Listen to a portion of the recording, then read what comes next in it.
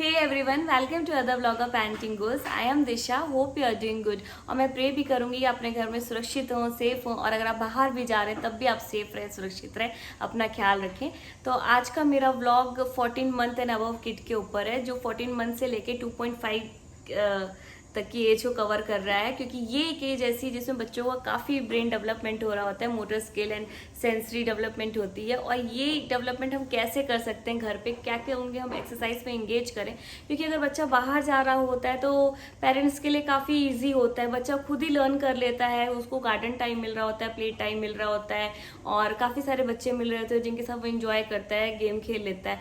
But अब बच्चा घर पे है और पेरेंट्स भी परेशान हो जाते हैं कि बच्चे को कैसे इंगेज करें, और बच्चे की एक्सरसाइज होना भी बहुत ज़रूरी है। अगर बच्चे एक्सरसाइज नहीं करेंगे तो बच्चे खाना भी नहीं खा पाएंगे, सो भी नहीं पाएंगे, और अगर एक्सरसाइज रहेगी तो उनको भूख लगेगी और खाना खाएंगे और सो भी जाएंगे। तो एक्चुअली 14 मंथ के अबव एज ग्रुप को मेरा कवर करने का मकसद ये था, क्योंकि उसके बिलो जो एज ग्रुप होती है उसको कवर करना थोड़ा इजी रहता है, क्योंकि उस समय बच्चा अपने खुद माइलस्टोन अचीव कर रहा होता है, चलना बैठना उठना सीख रहा होता है, क्रॉलिंग करना सीख रहा होता है, तो वो उसी में ही इंगेज होता है। बस हमें उनका ख्याल रखना होता है कि वो कुछ चीज़ों को अपने मुंह में ना डाले। बट उसके बाद की जो एज ग्रुप होती है उसमें बच्चों को इंगेज करना बहुत ज़्यादा डिफिकल्ट हो जाता है, और इस समय काफ़ी सारे पेरेंट्स सोच भी रहे हैं और पूछते भी रहते हैं मुझसे कि आप अपने बेबी को कैसे एंगेज करते हो।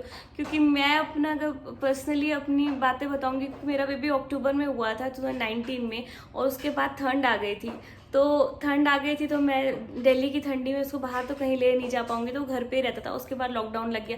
लॉकडाउन लगने के बाद वो धीरे धीरे अपनी खुद के माइलस्टोन अचीव कर रहा होता था, क्रॉल करना सीख रहा होता था, तो उसने कभी बाहर की दुनिया इतनी देखी नहीं थी, तो उसके लिए वो इतना परेशान नहीं होता था।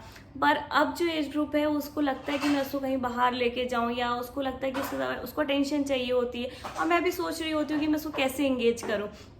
तो मेरा जो आज का व्लॉग है वो मेरे ही अपने जो मैं चीज़ें देख रही हूँ डेली रूटीन में, और मैं देख रही हूँ कि how he keep himself engage, वो अपना वो कैसे इंगेज करता है, और काफ़ी चीज़ें मैंने उससे लर्न की, तो वही मैं आपसे शेयर करना चाहूँगी। मेरा ये जो व्लॉग है ये एक दो पार्ट में मैं इसको डिवाइड करूंगी। एक पार्ट ये रहेगा कि विदाउट इन्वेस्टमेंट हम अपने बच्चों को कैसे इंगेज करें, और दूसरा पार्ट जो कल आपके पास आएगा उसमें रहेगा कि विद इन्वेस्टमेंट अपने बच्चों को कैसे हम इंगेज करें। विद इन्वेस्टमेंट भी ऐसा नहीं कि बहुत ज़्यादा खर्चा करना बच्चे के ऊपर, बट हाँ थोड़ा बहुत खर्चा करने के साथ हम अपने बच्चों को कैसे इंगेज कर सकते हैं। तो सबसे पहले मैं कुछ पॉइंट आपको बताऊंगी जिस तरीके से हम अपने बच्चों को इंगेज कर सकते हैं। काफ़ी सारी एक्टिविटी बताऊंगी जिससे आपके बच्चे का ब्रेन डेवलपमेंट भी हो, सेंसरी और मोटर स्किल भी डेवलपमेंट हो, जो कि इस एज ग्रुप के बच्चों का होता है, और उनको ये टाइमली हो तो अच्छा है। तो सबसे पहले आप अपने बच्चों को हाइड एंड सीक में इंगेज कर सकते हैं। ये विदाउट इन्वेस्टमेंट वाला मेरा व्लॉग है। तो आप अपने बच्चों को हाइड एंड सीक में इंगेज कर सकते हैं। पिकाबू उनको बहुत शौक होता है छुपने का, ढूंढने का।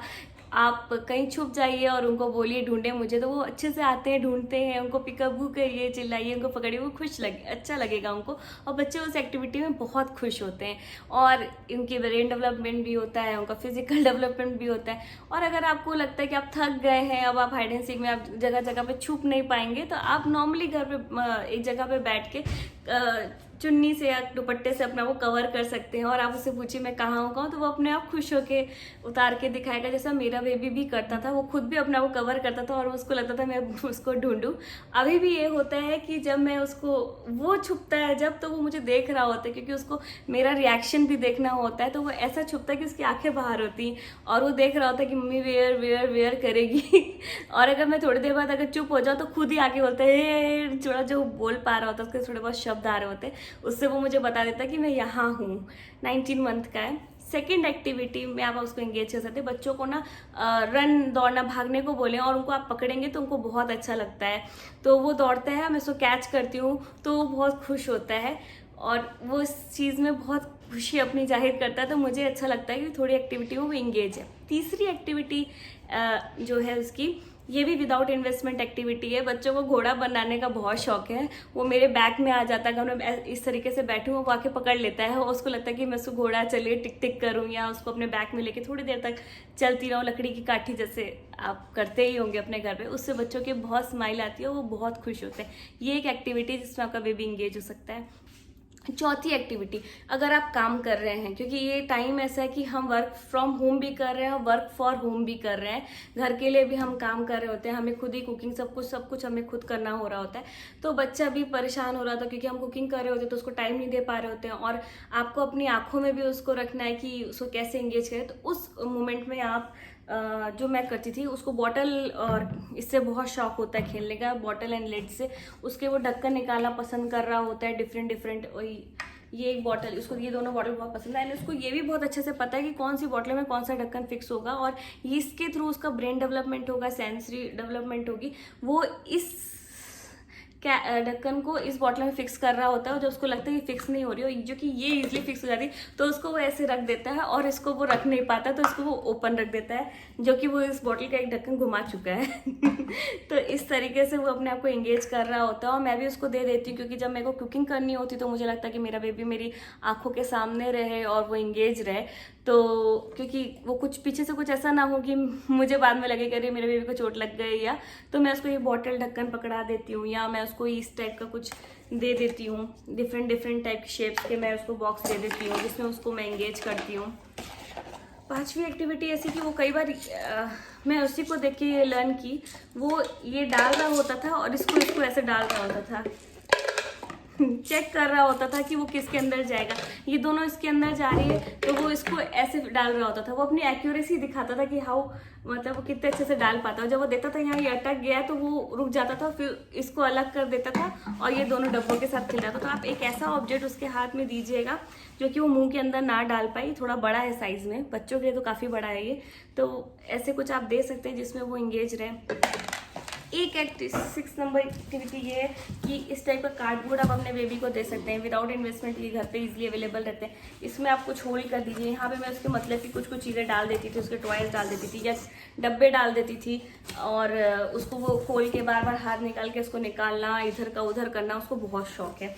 7th एक्टिविटी जो मैं देखती हूँ, रोज सुबह देखती हूँ, जैसे वॉशरूम खुलता है वो जाके अपना वाइपर उठा लेता है, क्योंकि इस समय बच्चों के संस्कार में आ गया है सैनिटाइज करना, हैंड वॉश करना, घर की क्लीनिंग करना, क्योंकि वो अपने पेरेंट्स को ही देख रहे हैं खाना कुकिंग करना, तो उनको किचन बर्तनों का बहुत शौक हो गया है। तो जो एक्टिविटी है वो सुबह उठ के वाइपर अपना कर रहा होता है, मैं उसको छोड़ देती हूँ, जो कर रहा है करने दो, वो थोड़ा फैला भी रहा है तो मैं बाद में समेटने को रहती हूँ, मेरे को कुछ प्रॉब्लम नहीं, क्योंकि मेरा बच्चा मेरी आंखों के सामने है और ये उसकी एज है फैलाने की। एक टाइम बाद तो हमारा घर साफ रहेगा, हमारा बच्चा बड़ा हो जाएगा, तो अगर हमारा बच्चा अभी छोटा है, उसको फैलाने का मन कर रहा है, तो मैं उसको फैलाने देती हूँ अच्छे से।